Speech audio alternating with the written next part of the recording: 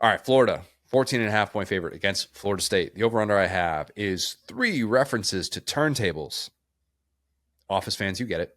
How the turntables. How the turntables. Sometimes in college football, things take a long time to change. Sometimes if you're that program that has more losses than any core 4 team in the sport, and you start off 10-0 and you're trying to convince everybody that you're actually good, and people are debating all week if you're worthy of being in a playoff if you lose a game in Columbus, and then you get people right back to where they thought about you. Sometimes that happens. It takes a long time for people to change how they feel about you. Or Florida and Florida State happens, and we realize in this sport how quickly things can change. At this time of year ago, FSU trying to close out a perfect regular season. Florida just trying to avoid a losing season. Yeah, very, very different. How things change, to your point, yeah. Even back in August, Will, Mike Norvell, if you looked at any of these top 25 coach lists or anything like that, and I'm sure I did one during top 25 week. I don't remember where I had Mike Norvell. I probably should have looked that up. Probably had him in the top 6 or 7 in the sport. Yep. Billy Napier at the time on every hot seat list in America. And now fast forward to late November, 3 months have passed. One program is in total reset mode. That's got massive questions coming into next year. People wanting Mike Norvell gone. He's going to be on every hot seat list. And then you've got another program, Billy Napier, where he's got Florida playing its best football since before he arrived, since at least 2020. Maybe even earlier. We talked the other day about how Florida's playing more complementary football even than they did in 2020. Yeah. That's wild to process how quickly the dynamics have changed for these two programs in the Sunshine State. That's why I talk about windows in the sport. Windows are really important to understand. FSU had a window last year, and it closed with the Jordan Travis injury. Now, did it close fairly and under circumstances that they appreciated? No. Did it close? It certainly looks like it. Okay. Florida doesn't have a championship window, but it has a window to potentially do something that it hasn't done in 5 years. And that's close the season feeling good. It's been a minute, man. Yeah. Florida's never even been close to the ultimate good vibes team in the last 4 years. And yeah, it was a bowl game and stuff like that. All right, that's part of it. But think of how bad it felt after 2020, the way that played out, and knowing how much turmoil there was going to be, knowing you had this Mullen extension that everybody was debating about. And then after 21, oh yeah, you get to a bowl game, but it's the Billy Napier. Oh, okay, you still end up having a losing season in which you can't even stay on the field with Oregon State. Like there are things that we have seen with Florida late in the season that just make you feel bad and don't make you feel like talking up this program in the offseason. This year can be different. They can close the season out by just feeling good. Everyone feels good when it comes to defending Florida State. Everyone. Okay? Some of the most depressing Florida State stats that I could find about their offense. They're bad, Will. Let me just be the first one to say Florida State, basura on offense. 15.4 points per game. That's 131st out of 134 FBS teams. Stay with me because that's the beginning of a trend we're getting to. Take away the FCS game. That's 13.3 points per game against FBS competition. Yeah. 4.3 yards per play against FBS competition. That is also 131st in FBS. Did I say 131st in FBS enough? How about this? 27.2% third down conversion rate. Guess what? That's 131st in FBS too. FSU hasn't had a single game against FBS competition with 300 yards of offense.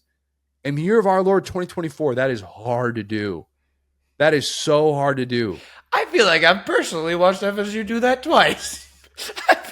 I feel like every time I watched Jordan Travis, this dude was getting up and down the field. Yeah, not 2023. Just might as well be a different program. Yeah. It really might. Like that program that beat LSU in consecutive years was not the program, obviously, that we have seen this year. There are 127 FBS teams that average at least 300 yards per game. Needless to say, Florida State, not one of them. They're not going to hit 300 yards of offense against an improved Florida defense. You could tell me all the rivalry stuff in the world. You know what? Throw the records out. No. Not happening. I don't care which freshman quarterback they play. They can rotate them. They can have them change series, whatever. Doesn't matter. Florida, with that defense, will take control. DJ Lagway is going to benefit from some short fields, I think, as well. Florida rolls 38-7. Well, surely their defense is good, right? I brought up the offense because it's less depressing than the defense, and I do feel less depressing. I do feel like if push came to shove, and if they had a tug of war between the Florida State offense and the Florida State defense, as bad as that would be for any human being to watch, because there's a good chance that both of them would just fall and the rope would go nowhere. That's how bad they've both been. I do feel like the defense would be able to tug a little bit more. That's my guess. So yeah, look, it's not been a good defense, but I always kind of feel bad for the defenses that have such a bad offense. And I'm like, you have to go on the field that often. That's what you're being asked to do. So they're bad.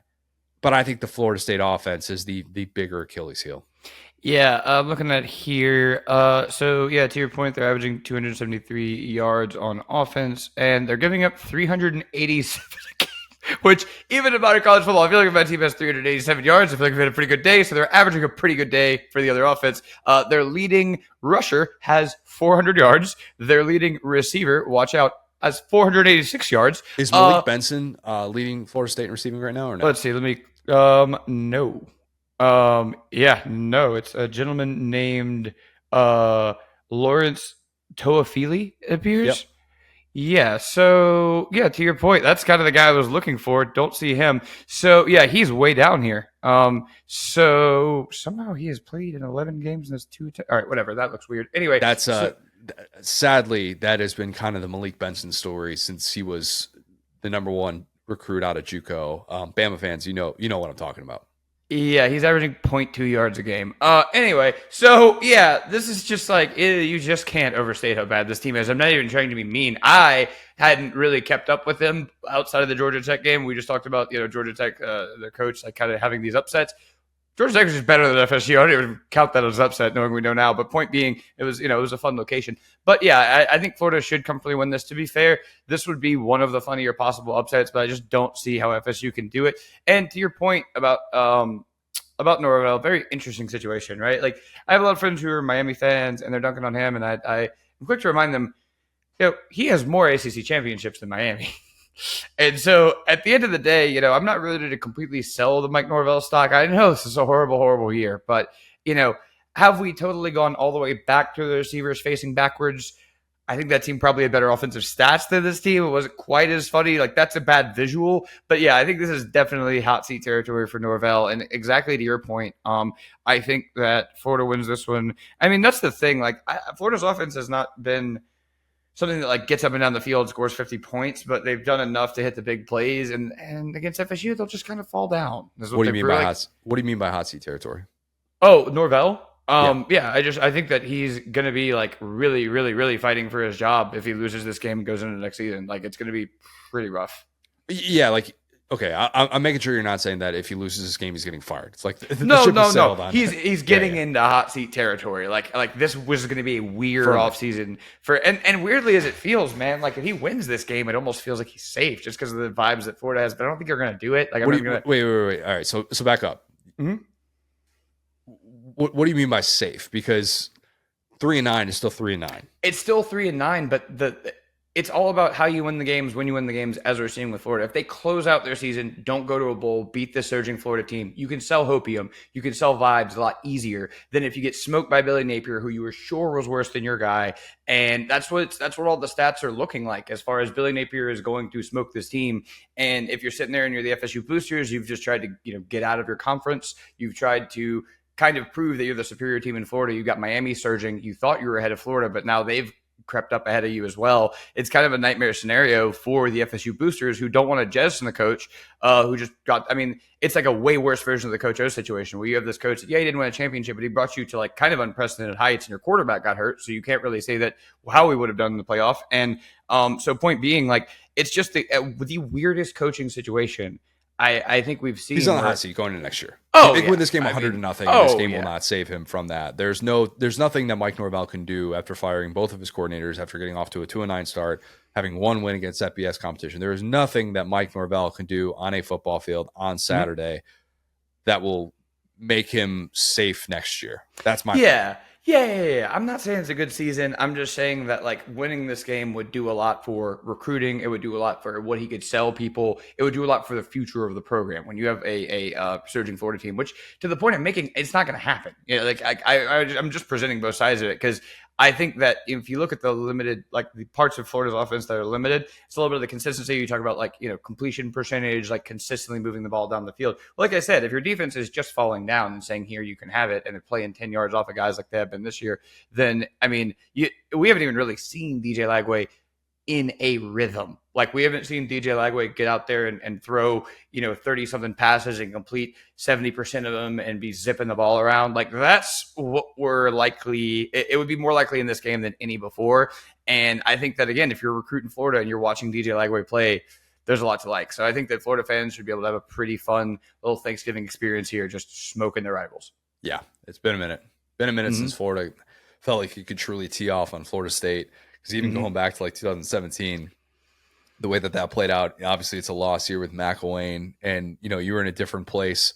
2019, I guess, you know you're feeling good. You're feeling like you got that program on the rise, but there haven't been that many instances the last decade in which Florida felt okay, undecided, like unbelievable advantage here to win this game decidedly. And I do think that Florida should be set up to do that.